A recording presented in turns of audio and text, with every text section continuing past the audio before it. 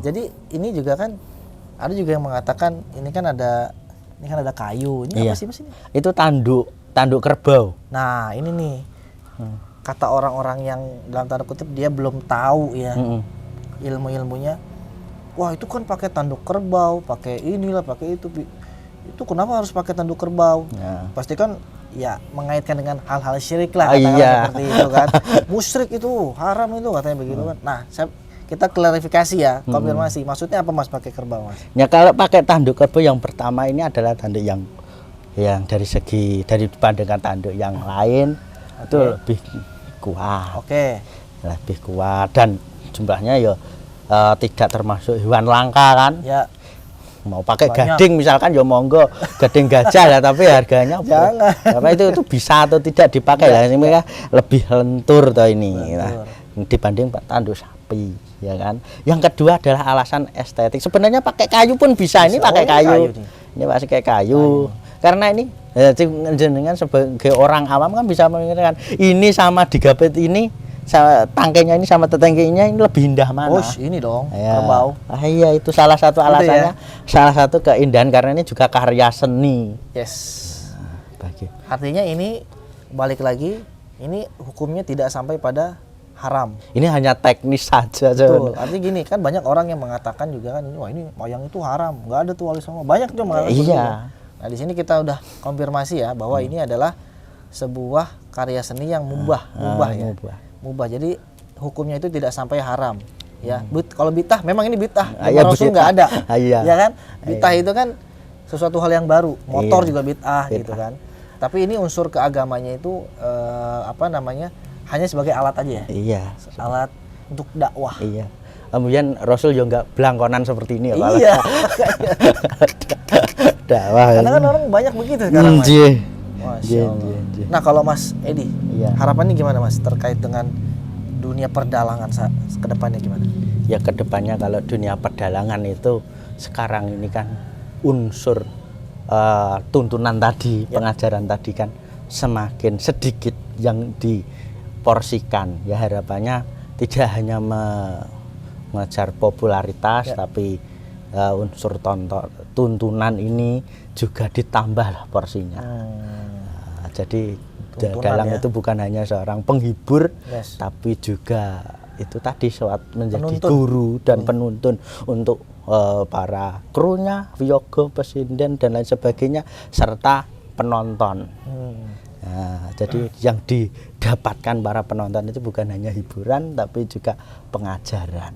Berarti kan kalau dalang itu bisa menyampaikan risalah Islam, berarti kan si dalang itu terus ada orang yang katakanlah tersentuh hatinya dapat hidayah, yang tadinya nggak mau sholat terus jadi sholat, kan dalang dapat pahalanya juga dong. Jauh. Iya, betul. Nah, berarti kan profesi dalang ini kan sebenarnya kan tidak jauh seperti para mubalik atau penyampai. Iya. Seperti itu ya. Iya, sebenarnya seperti itu. Memang seperti itu menyampai. Dalang tadi, ngudal piwulang tadi, menyampaikan ajaran tadi. Berarti ngudal piwulang itu bahasa Indonesia ya, menyampaikan pengajaran. Pengajaran ya. Ajaran dalam ini konteksnya Islam. Konteksnya Islam. Berarti kalau dipakai dalam tanda kutip dalangnya itu non-muslim, memang ada. Dia konteksnya non-muslim gitu ya. Non-muslim ada di Nasrani itu ada wayang wahyu. Itu ada. Memang gitu. Ada. Di Bali ada juga, beda lagi. Ya, tergantung si dalangnya itu, karena dalang itu adalah aktor tunggal. Aktor sekaligus sutradara, komposer, gitu, director, produser juga, karena yang mengelola dananya juga si dalang itu. Nah, kalau Mas Edi sendiri ini sering ini ya, maksudnya sering pentas gitu. Iya.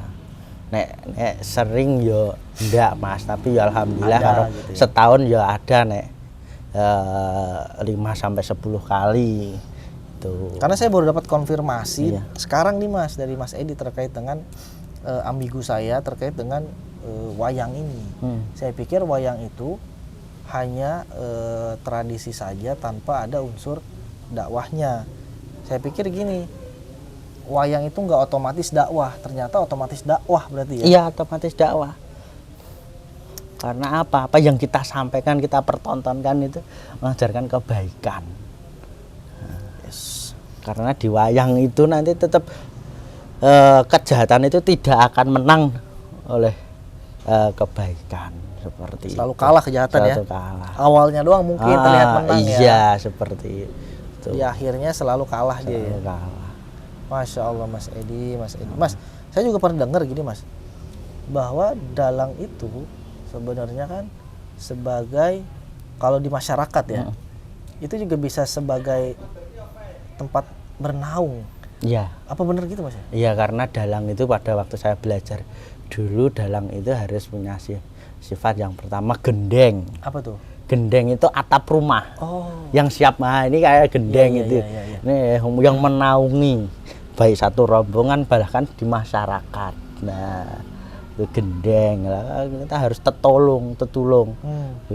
Kan nggak harus dalang juga, semua masyarakat kan harus, sama tetangga harus tolong menolong. Kalau tetangga kita misalkan ya mohon maaf tidak punya beras, datang ke rumah kami gitu, kita harus memberi ya semampu kita. Kalau kita ada ya kita kasih, kalau kita nggak ada ya bagaimana lagi, ya kan. Nah, namanya dalang memberikan petuah kan, seperti itu. Karena dalang itu kalau di masyarakat Jawa sendiri adalah tokoh masyarakat.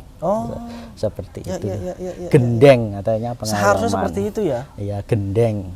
Seharusnya dalang itu menjadi orang yang memang bisa dijadikan wasilah pertolongan dari Allah ya. Iya, harusnya. Itu salah satu motivasi saya jadi dalang Mas dulu. Karena saya dulu di tempat tinggal saya di Bojonegoro. Nah, ada dalang sepuh di sana. Beliaunya dermawan banget dan baik hati. Habis setiap kali pentas atau apa dia itu sering memberi gitu. Dono weweh kalau cara Jawa nih. Dono weweh. Memberi. Ya. Memberi. Nah, itu sedikit atau banyak itu kan tergantung orangnya, tapi sering sekali memberi beliau itu. Masya Allah, filosofinya. Iya, dalang itu. Apa namanya? Ternyata dalam sekali ya. Iya, gendeng, harus jadi gendeng. Karena ada 5 itu. Ya. Gendeng, gandeng, gendeng, gandeng, terus gandung, terus gandang, terus gendeng. Apa tuh Mas maksudnya? Gendeng itu tadi menjadi pengayoman. Gandeng itu harus banyak mengajak orang untuk silaturahmi. Terus? Banyak relasi, banyak channel, tidak membeda-bedakan. Ya kita bergaul dari orang yang punya kedudukan sampai warga masyarakat biasa, semua harus kita rangkul. Terus gandeng. Terus itu tadi. Terus gandang. Gandang itu jelas. Oh, jelas. Harus jelas, kita tuh jelas memberi pengajaran kan, nggak boleh kita ngomong-ngomong biar yang nangkap itu nggak salah persepsi. Harus kita jelaskan, termasuk apapun kita jelaskan. Mau ngejep nih honornya berapa misalkan, gitu ya. Itu harus kita jelaskan. Itu kan akad. Iya, kan? akadnya harus jelas. Jadi akadnya harus jelas nih. Apa sambatan atau tanggapan kan gitu. Harus jelas. Ini dalang, karena dalang, gandang itu kan jelas. Lanjut. Ya, gendeng, gandeng, gandang, gendeng. Gendeng itu gila. Kok gila? Jadi dalang itu harus gila karena dia kan aktor tunggal. Maksudnya gila itu konotasinya positif kan? Positif, gila. Gila akan kedamaian. Gila akan kerukunan. Gila akan ilmu, ya kan. Dalang kan harus belajar terus sesuai dengan keadaan seperti ini. Harus pada waktu kita bisa memainkan tokoh antagonis sekalipun protagonis di situ sekalian. Terus satu lagi apa tadi? Itu terus gendung itu adalah mohon maaf di sini kalau nanti kurang pas tepatnya. Gendung itu agak rasa angkuh, rasa berwibawa. Kalau agak bisa menyombongkan diri, tapi menyombongkan diri dalam hal positif. Ya, itu membangun rasa percaya diri. Nah, kalau orang sombong kan PD-nya luar biasa. Kalau dalam Islam itu ada namanya naluri bako. Iya, bakoknya kuat sekali. Betul. Dalang itu bakoknya kuat sekali. Dia tidak mau ditindas. Iya. Dia nggak mau ditindas. Harus artinya gini. Bako itu harus diarahkan kepada hal yang benar. Yang benar. Sehingga ketika nanti si dalang itu ketemu sama suatu permasalahan dari masyarakat misalkan gitu kan, datang masyarakat. Jadi si dalang itu bisa memutuskan dengan kewibawaan itu tadi yang dibawa dari situ kan. Gunanya untuk itu kan. Iya, untuk apa nggak mudah menyerah itu tadi. Nah, itu salah satu adalah sifat dalang itu seperti itu. Mantap. 5 sifat dalang itu luar biasa nih. Luar biasa Mas. Ini dari yang Mas Edi bawa ini semuanya menggambarkan sesuatu hal yang pelajaran semua ini. Nggih, ya insya Allah Mas. Dalang itu ya sudah menjadi apa ya? Jalan hidup. Wah. Bisa dikatakan seperti itu. Jalan hidup Mas Edi ya. Sudah. Mas Edi, matur suwun ya. Iya, sama-sama. Sudah berbagi sama pemirsa Wakaf TV. Nggih. Sahabat Wakaf, mudah-mudahan semua penjelasan yang tadi dijelaskan itu bisa menjadi informasi baru. Amin. Yang selama ini masih memandang negatif sebuah budaya seperti ini ya. Karena kalau budaya yang tidak bertentangan dengan Islam itu boleh. Tapi kalau budaya yang sudah bertentangan dengan Islam, contoh misalkan larung kepala kebo, kasih sesajen, nah itu udah mustrek itu udah nggak boleh, itu yang nggak boleh. Tapi ini universal, dan harus dilestarikan. Jangan sampai ini kita sebagai warga masyarakat Indonesia jangan sampai ini lepas. Betul. Gitu ya. Iya, ini karena sejarah kita, apalagi kita sebagai Muslim Indonesia, saya orang Jawa, masuknya agama Islam melalui budaya. Itu saya memiliki tanggung jawab moral tersendiri, Mas. Betul. Seperti itu. Jadi makasih ya. Iya. Siap.